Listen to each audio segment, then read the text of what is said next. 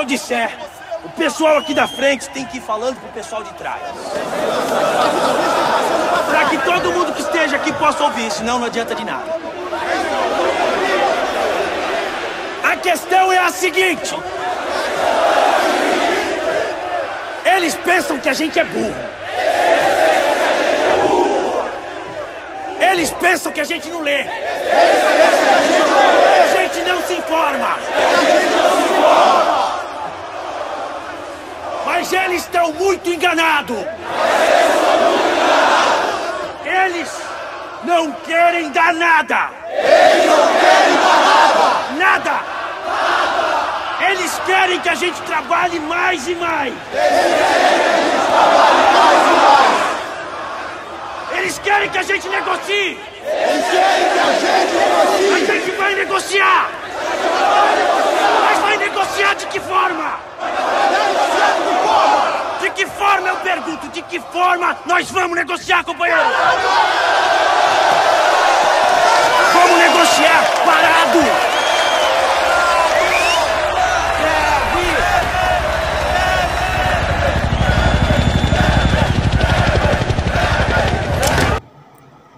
Namanya Lula. Di akhir tahun 1970-an itu, Lula sedang memimpin pemogokan buruh metalurgi.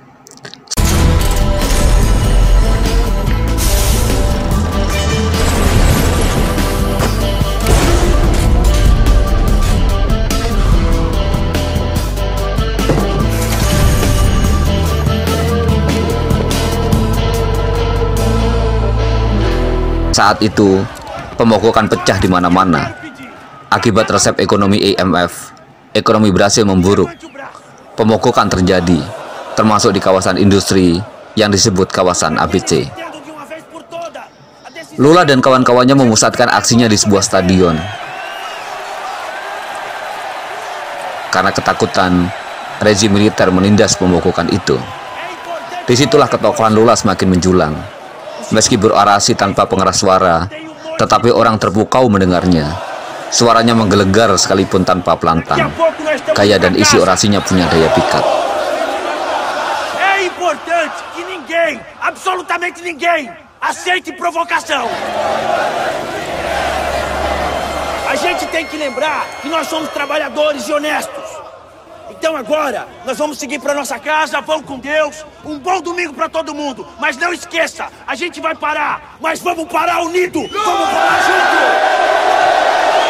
Junto!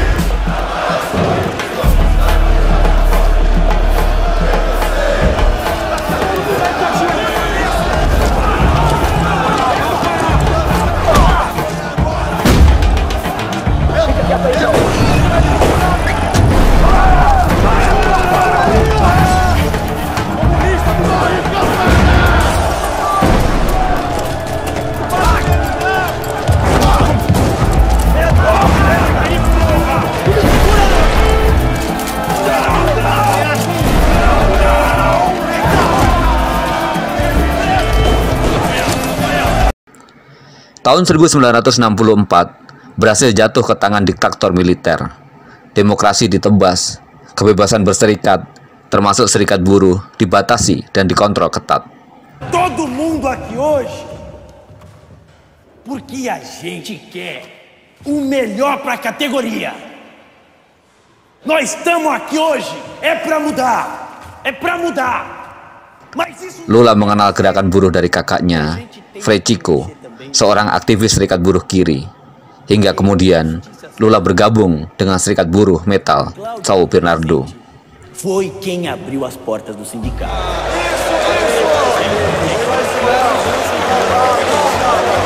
Mas calma, gente. É pouco, mas é pouco. É lógico que é pouco. A gente sabe muito bem. Aqui a gente sabe que esse sindicato tá precisando de sangue novo. E cada um aqui também. Di masa itulah pelan-pelan Lula merangkak naik sebagai tokoh gerakan buruh. Di tahun 1969, dia sudah masuk ke jajaran kepemimpinan Serikat Buruh Metal São Bernardo do Campo. Tahun 1975, dia terpilih sebagai presidennya. Serikat buruh yang dipimpinnya mempunyai anggota ratusan ribu. Pada Hari Buruh Sedunia tahun 1979, Lula kembali menggerakkan ratusan ribu buruh ke sebuah stadion. Companheiros, essa diretoria aqui está aqui pela classe e por vocês. Mas já que a classe não parece satisfeita com as nossas atitudes de encerrar a greve, então o que nós temos que fazer é pôr os cargos à disposição de vocês, que são verdadeiramente o dono deles. Vamos votar isso, gente? Companheiros, a gente avança junto, a gente luta junto. O que essa diretoria percebeu é que era um atraso muito grande se a gente perdesse tudo que tinha conquistado. E agiu de acordo com esse pensamento. Agora, se é para essa diretoria aqui continuar, então a gente precisa, nós precisamos de um voto de confiança. Estamos com você, Lula!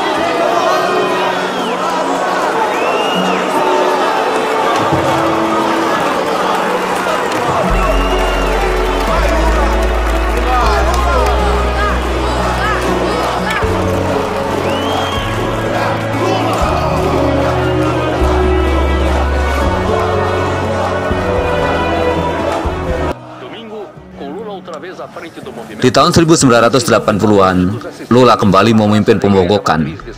Kali ini berlangsung hingga 81 hari.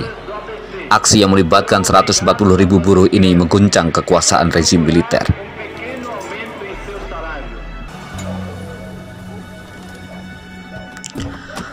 Nama Lula sebagai tokoh gerakan buruh mulai menjulang tinggi. Dia mulai mengisi daftar orang paling berbahaya di mata rezim militer. Akhirnya, 19 April 1980, Lula ditangkap paksa di rumahnya, di depan istrinya. Como diz a minha mãe, as coisas vão melhorar.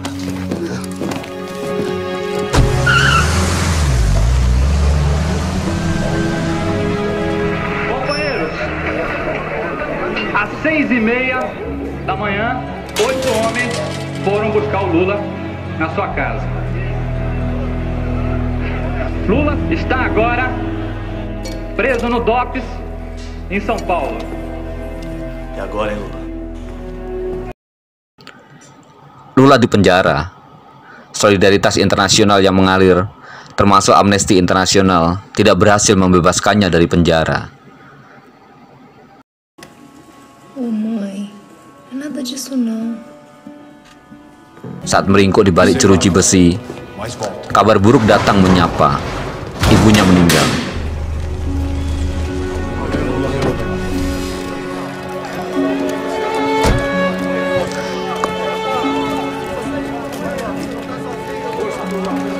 Não tá sozinho, tá contigo.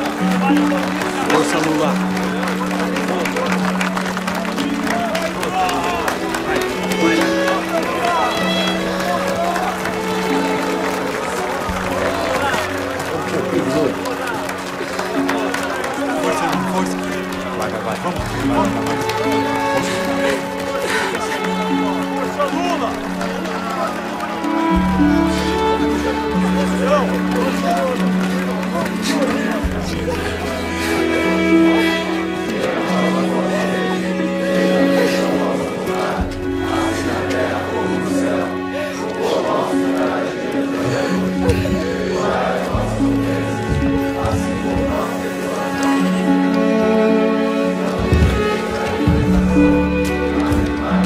Kematian ibunya meninggalkan luka yang mendalam.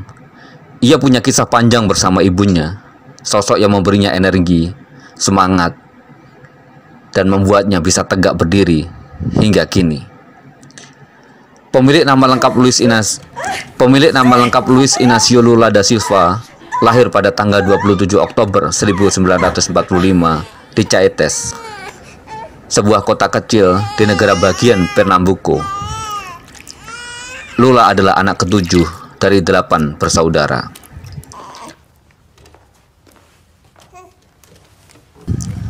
Ayahnya mimpi buruk bagi Lula.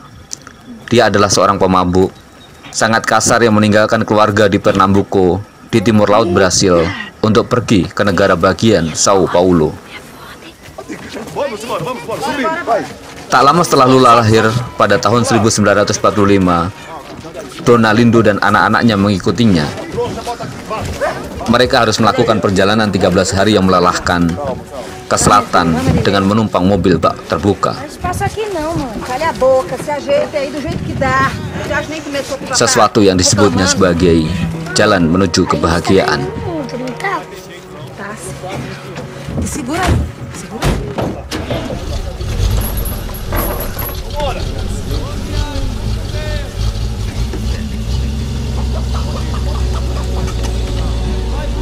E o lobo não vai logo?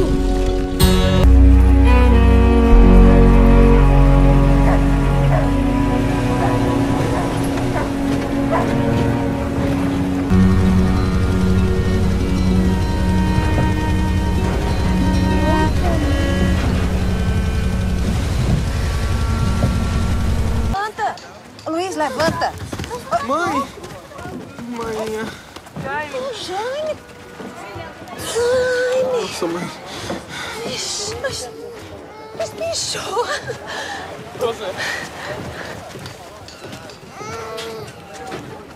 Ô, Ziza.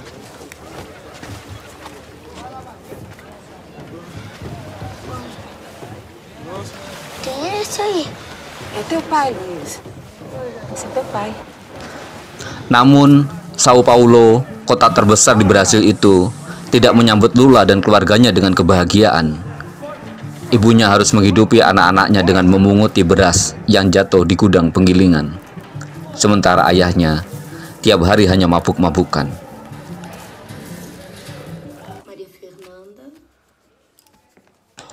Lula kecil sempat mengenyam pendidikan dasar. Dia anak yang cerdas, namun baru menginjak kelas 4, kemiskinan memaksanya meninggalkan bangku sekolah. Aristides, ayahnya, yang memiliki keluarga kedua, terus menggunakan pengaruh tiraninya atas Lula dan sangat menentang pendidikan anak itu. Ó, senhora, essa laranja é mais doce do mundo. Guarda especialmente pra senhora. Ai, que gracinha. Obrigada. Ó, laranja, olha a laranja, laranja, olha a laranja. Ó, laranja.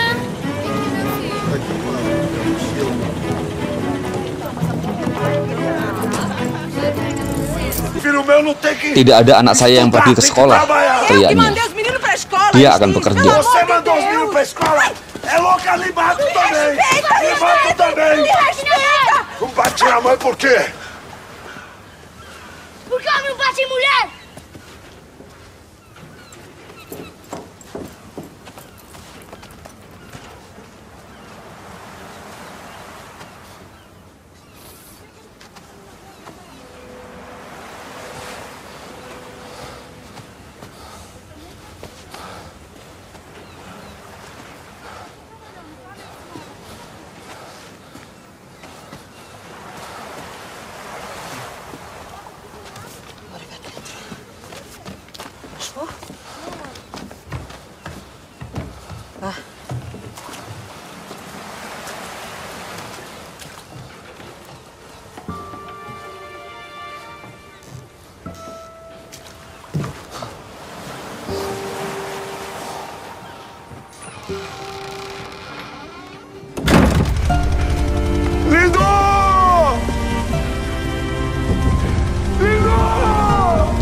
Tidak tahan dengan itu, Dona Lindo dan anak-anaknya melarikan diri darinya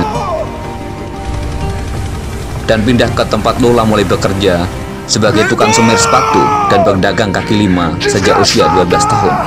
Volta, mulher! Não me deixa sozinho, lindo!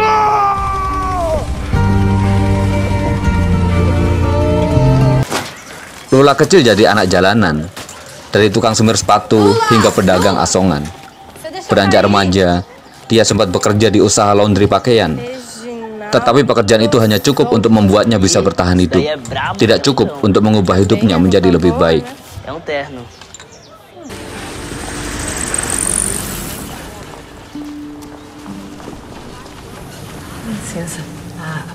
Di usia 14 tahun, Lula mencoba peruntungan nasib dengan mengikuti kursus kerja di pelatihan kerja di National Industrial Learning Service, SENAI, semacam balai latihan kerja atau BLK jika di Indonesia. Essa máquina opera fazendo girar a peça presa nesse cabeçote aqui que nós chamamos de placa universal. Nesse estágio, vocês vão passar por todas as máquinas da linha. Não importa quem seja ajustador, prensista, torneiro, vocês vão ter que conhecer a peça, desde a fundição até a fase de acabamento. Tahun 1969, dia lulus dan mendapat sertifikat sebagai operator bubut.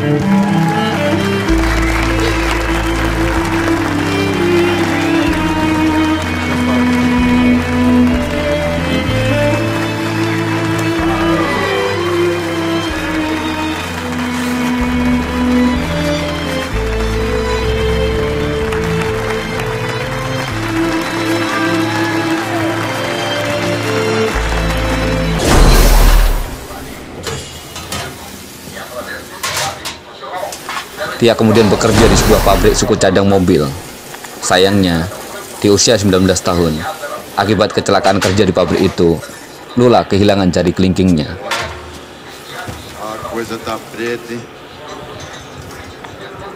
Vambora dormir, Luiz. Não, eu prometi 118 peças pro alemão da manhã. Tá louco? Prometeu um negócio desse? Tô indo.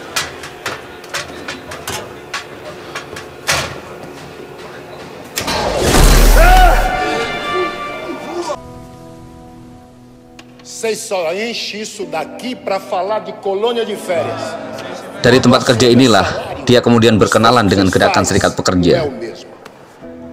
Hingga akhirnya, dalam pemogokan di tahun 1980, Lula ditangkap. Di tahun 1980 juga, bersama dengan sejumlah akademisi kiri, seniman, aktivis mahasiswa, dan Katolik penganut teologi pembebasan, Lula mendirikan Partai Buruh. Berikutnya, di tahun 1983, Lula berhasil memprakarsai berdirinya Serikat Buruh Kiri terbesar di Brasil, CUT. Akhir 1980-an, Partai Buruh berhasil menang di sejumlah pemilu lokal, terutama di Porto Alegre dan Sao Paulo. Ketika berkuasa, Partai Buruh menerapkan konsep penganggaran progresif yang disebut anggaran partisipatif. Tahun 1989, Lula maju sebagai capres. Namun, karena berhadapan dengan capres yang disokong oligarki dan media, Lula hanya menempati urutan kedua.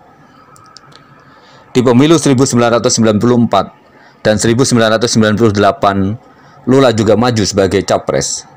Tetapi dia dikalahkan oleh seorang intelektual bernama Fernando Henrique Cardoso. Di pemilu 2022, Lula maju lagi, seiring dengan pasang merah yang tengah melanda benua Amerika Latin. Kali ini Lula berhasil menang, sekaligus mencatat sejarah baru dalam politik Brasil. Seorang aktivis buruh yang tidak tamat SD berhasil menjadi presiden.